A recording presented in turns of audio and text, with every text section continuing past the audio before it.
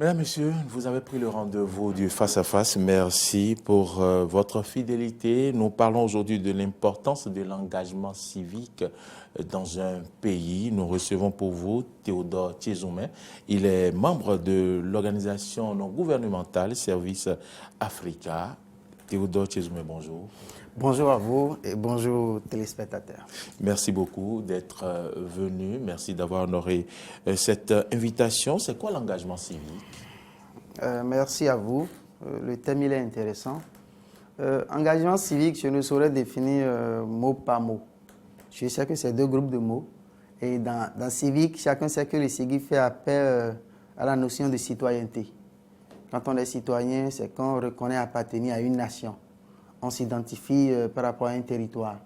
On s'identifie également par rapport à des valeurs que porte la nation. On a tous des drapeaux qui véhiculent des messages.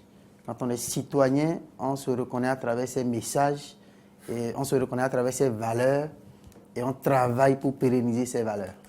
Alors, l'engagement, comme on le sait déjà, c'est le fait de se rendre disponible, de manifester sa disponibilité. Dans ce cas, cet engagement civique, ça suppose que l'individu se rende disponible vis-à-vis de sa communauté, vis-à-vis de sa patrie. C'est ce que je dirais pour une brève définition de l'engagement civique. Alors, est-ce que vous sentez véritablement ce degré d'engagement civique chez nos concitoyens? Ou du moins, je vais tenter de dire chez tous nos concitoyens. Est-ce que ça devrait d'abord? Normalement, ça devrait être la chose la mieux partagée. D'accord. Oui. Quand je dis que l'engagement doit être la chose la mieux partagée, c'est parce que nous devons tous à la communauté. Regardez simplement notre cycle. Nous naissons bébés. Un bébé ne va pas labourer un champ pour manger. Un bébé ne va pas puiser de l'eau pour boire. Un bébé ne forme pas les enseignants avant d'aller à l'école. C'est l'État, à travers les impôts de chacun, qui met ses services à disposition. Et donc, quand nous naissons, nous recevons de la communauté. Et au fur et à mesure, nous grandissons. Nous jouissons de nos droits. Et donc, la chose la plus simple, c'est que lorsque nous grandissons, nous trouvions un peu de temps pour rendre ce service à la communauté. Renvoyer aux autres ce que nous avons pris. Puisque c'est un cycle perpétuel. Pendant que nous grandissons, il y a d'autres qui sont nés et qui ont besoin aussi de ces services pour grandir. Et il faut que nous qui l'avons reçu, nous soyons en mesure maintenant de consacrer du temps pour les aider à jouir de leurs droits, en nous rendant disponibles, en faisant preuve de solidarité, en faisant preuve de compassion. Simplement en nous mettant au service de la communauté pour permettre aux autres de jouir également des droits et donc de se sentir aussi citoyens. Ce n'est pas que l'État qui fait tout dans la République. C'est ça. Non, dans aucun pays, l'État ne fait tout. L'État ne peut jamais tout faire. Prenez nous, individus, déjà, nos besoins sont illimités. Quel homme vous allez prendre, vous allez dire que vous allez réussir à satisfaire tous ses besoins, à 100%. Non, vous lui faites quelque chose aujourd'hui, demain, il a un autre besoin. S'il est rassasié aujourd'hui, demain, il trouvera qu'il a envie de boire quelque chose. S'il boit après, demain, il trouvera qu'il a envie de prendre maintenant du chocolat. Ainsi de suite, nos besoins sont illimités.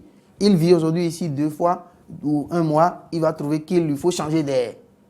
C'est illimité. Et par rapport à l'engagement civique au Bénin, dans notre pays, quel est l'état des lieux que vous pouvez faire? Peut-être allons nous demander qu'il y ait des études qui s'intéressent à la chose, mais de ma position, je sais qu'il y a beaucoup de jeunes qui sont engagés. Même si on sent que quelque chose n'a pas bien fonctionné entre la période révolutionnaire, notre passage à la démocratie. Parce que quand nous, qui n'étions pas nés en cette période, on écoute ce qui se disait, c'est qu'ensemble dans la communauté, on pouvait s'entendre et faire le nettoyage. D'accord. Directement ou indirectement, on pouvait réduire les effets du paludisme. Et oui, directement ou indirectement, on pouvait réduire les dépenses à faire dans les hôpitaux. Aujourd'hui, ça existe à travers les organisations de jeunes, des organisations de la société civile. Beaucoup sont engagés et essaient d'apporter leur pierre à l'édification de la nation. Mais je ne pense plus que ça soit un mouvement d'ensemble aujourd'hui dans le pays où chacun... Parlant de balayage, vous avez été marqué par une situation au Rwanda. Ah oui. Dites-nous ce que c'était. Déjà, quand vous parlez avec les citoyens, vous sentez que chacun est responsable de l'autre. Et en parcourant les villes, on a remarqué simplement que le matin, quand chacun se lève, il balaye chez lui, il balaye le trottoir et il balaye la chaussée. Il ne balaye pas les 2 mètres de sa devanture et c'est terminé. Non, ce n'est pas une question. Il n'attend pas l'État pour qu'on vienne balayer la chaussée. Non. On a visité également un jardin public et on se rendait compte que sans être agent d'entretien, n'importe qui circule et qui voit un petit truc par terre peut piquer ça et aller mettre ça dans la poubelle. Sans être agent d'entretien. Ça veut dire déjà qu'il y a des poubelles un peu partout. Un peu partout. Il y en a. Oui. Et ça aussi, on n'a pas forcément besoin d'attendre le gouvernement. Je sais qu'il y a des initiatives allant dans ce sens où on demande que chacun contribue aujourd'hui. C'est des initiatives à saluer. Mais il faudrait qu'on arrive à ce niveau. Imaginez chacun balaye sa devanture, balaye le trottoir et balaye la chaussée. Si chacun le fait, c'est que la route sera propre à tout temps. C'est des notions inculquées depuis le bas âge. Que devons-nous faire pour en arriver là? Je pense qu'il y a un effort qui a redémarré puisqu'en temps le civisme et autres ont un peu mis de côté dans les modules. C'est revenu maintenant. Je pense qu'il faut réinsister sur ça. Mais moi, j'aime souvent dire que le bon exemple éduque toujours mieux. Les enfants copient ce qu'ils voient chez les aînés. Et donc, il nous revient à nous, qui sommes quelque peu aînés aujourd'hui, de leur montrer la voie, le bon exemple. C'est bon de leur inculquer ça à l'école. Mais qu'ils voient ça au quotidien, qu'ils voient que les aînés y sont, ça peut toujours accompagner, ça peut toujours aider à intégrer ces valeurs-là pour qu'ils puissent se mettre aussi au service de la communauté. C'est très important. Ouais. Et quelle importance alors revêt l'engagement civique pour un pays? Je vois les choses sous 2 angles. Comme je l'ai dit, l'engagement, c'est d'abord un devoir vis-à-vis de la communauté. Et donc, c'est la communauté qui gagne. C'est les plus démunis qui gagnent. Parce qu'en s'engageant, c'est à eux qu'on apporte le service. On n'apporte pas le service à un ministre ou à un député. C'est aux plus démunis, aux plus vulnérables de la communauté. C'est eux qu'on aide. Et donc, pour leur épanouissement, ça n'a pas de coût. Ils se sentent appartenir à une nation, ils ne se sentent pas oubliés. Et ça, c'est important pour le développement. L'autre volet, et je peux dire que j'en ai personnellement bénéficié, en s'engageant, les jeunes que nous sommes, on apprend beaucoup. On se forme. J'aime souvent dire que l'engagement civique, c'est l'autre école de la vie. D'accord. À travers les associations, j'ai renforcé tellement mes capacités.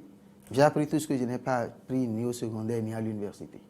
On ne m'a jamais appris à monter des dossiers projets, à rédiger un projet, ni au secondaire ni à l'université. Je l'ai fait à travers le volontariat dans des associations. On ne m'a jamais appris à rédiger un TDR, à organiser des activités. Ça, à rédiger un plan d'action. Ça, ce n'est pas des trucs qu'on m'a appris ni à l'école ni à l'université. Mais en agissant dans des associations, ça, c'est ce que j'ai appris, c'est ce que j'ai retenu de mon engagement civique. Puis il y a des renforcements de capacités, et puis si vous êtes engagé, vous en bénéficiez gratuitement. Et ça, c'est développer aussi ses compétences. C'est en cela que, je m'excuse, je vais demander aux parents d'accompagner les enfants. Il faut aider les enfants dès le bas âge à intégrer des associations, à apprendre à se mettre au service de la communauté. Ça travaille beaucoup, ça forge pour la vie. Ça vous permet d'acquérir des valeurs de la vie. Vous êtes au contact de personnes qui ne font pas forcément partie de votre environnement. Et lorsque, par des activités, vous voulez apporter un petit sourire, ça n'a pas de coût. Mais vous apprenez toujours quelque chose. Voulez-vous dire que l'engagement civique pourrait faire appel au sacrifice? Au sacrifice, mais au sacrifice juste pour un temps. L'engagement civique, ce n'est pas une carrière. Quand vous faites du volontariat, par exemple, c'est forcément que vous ne gagnez pas quelque chose. Vous ne gagnez pas forcément de l'argent. Voilà. Mais vous savez, la jeunesse aujourd'hui, quand elle veut s'engager, est-ce qu'il y a l'argent dedans? Est-ce que vous avez un appel à lancer? Oui, c'est triste et ça témoigne de ce que nous avons perdu beaucoup de choses en termes de valeur. Tout n'est pas que question d'argent. Non, ça, je peux le garantir en m'appuyant sur mon propre cas. Pas forcément que j'ai gagné de l'argent, mais ce que j'ai gagné va au-delà de l'argent. Les compétences ne s'achètent pas. Non, vous aurez beau avoir les milliards, remettre ça. On ne prend pas les milliards et en même temps on touche votre tête et vous avez les compétences. Non, on les développe, on les construit. Et ça, c'est en participant à des activités. Ça, c'est en étant volontaire, c'est en étant bénévole. Vous apprenez. Et donc, je vais demander aux parents toujours, il faut accompagner les enfants à s'engager sur ce chemin. C'est un devoir citoyen.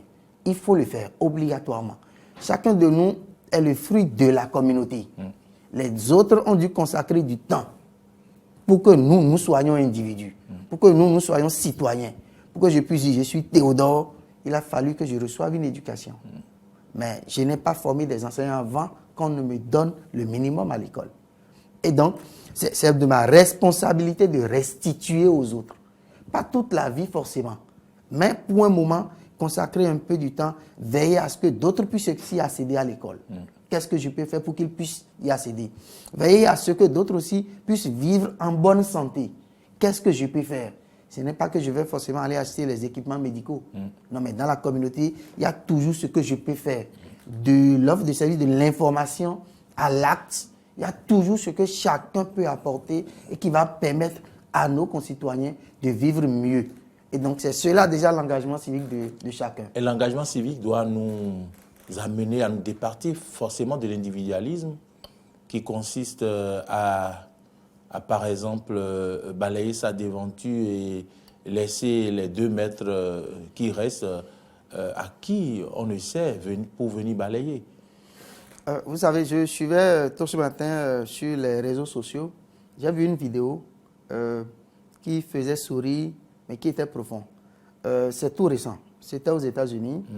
Une dame qui, dans sa voiture, dans le Ohio, a dépassé un bus scolaire en prenant par le trottoir. D'accord. Et malheureusement, heureusement pour elle, ça a été filmé.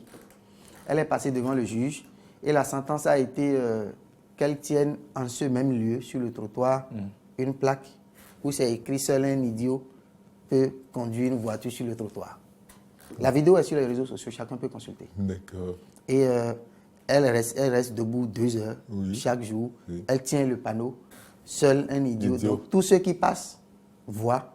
On la voit, on la reconnaît en tant que membre de la communauté. On la voit tenir la plaque. Et on demande même l'avis des citoyens. Et tout le monde en général apprécie la sentence. Oui. Elle sait désormais que le trottoir, ce n'est pas fait pour les voitures. C'est pour marcher. C'est pour marcher. C'est cela. Et c'est à cela que nous devons nous en tenir. C'est à cela que nous devons nous en tenir. Le strict minimum. L'engagement aussi, c'est ça, ce volet-là. C'est savoir qu'on a des droits, mais aussi les autres membres de la communauté ont des devoirs.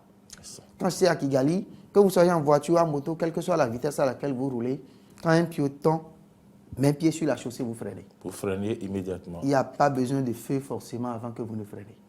Obligatoirement. Les endroits où on a vu des policiers, entre Béninois, on a pris la peine d'observer. Lorsqu'on sent qu'il y a 2-3 personnes qui veulent traverser, automatiquement le policier stoppe la circulation. Et les gens traversent. Regardez au Burkina à côté. Quand vous êtes en véhicule et que l'autre est à moto, celui qui est à moto est prioritaire. Celui qui est en véhicule sait que l'autre est plus vulnérable. Ici, celui qui est en véhicule va dire « je vais te tuer maintenant ». Non, il insulte ton papa, ta maman qu'il ne connaît même pas, il insulte tes arrière-grands-parents et c'est devenu presque une mode. Théodore Tchézoumé, le temps qui nous est imparti est déjà passé. Est-ce que vous avez un appel quand même à lancer pour conclure tout ce que nous venons de dire par rapport à l'importance de l'engagement civique? Je dirais que nous aspirons tous à un mieux-être, que d'aucuns ont dénommé développement. Mais le mieux-être n'est pas possible si chacun ne s'y met pas.